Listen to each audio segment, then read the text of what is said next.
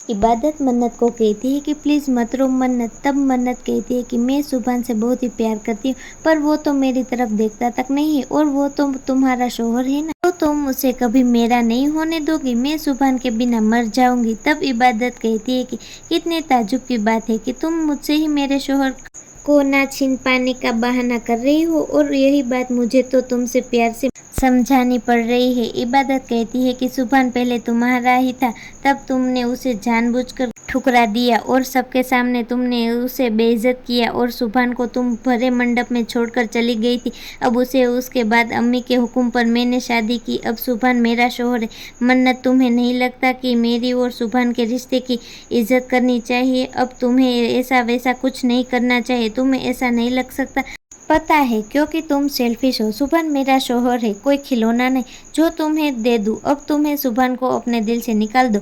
मन्नत, वो तुम्हें कभी नहीं मिल सकता, और तुम्हें मिल भी गया तो कभी तुम्हारा नहीं हो सकता, क्योंकि अब तुमसे वो नफरत करता है। ये बात तुम जितनी जल्दी समझ जाओ उतना ही तुम्हारे लिए और मेरे लिए अच्छा होगा। तब मन्नत कहने लगती कि मैं सांसें लेना छोड़ सकती हूँ, पर सुभान को मैं नहीं भूल सकती। तुम हमारे बीच में गलती से आई हो, पर कोई बात नहीं। अब तुम हम दोनों के रास्ते से हट जाओ, वरना मैं तुम्हें रास्ते से ऐसे हटाऊंगी कि तुम किसी के सामने दोबारा नहीं आ पाओगी, और सुभान को पाने के लिए मैं किसी भी हद तक जा सकती हूँ।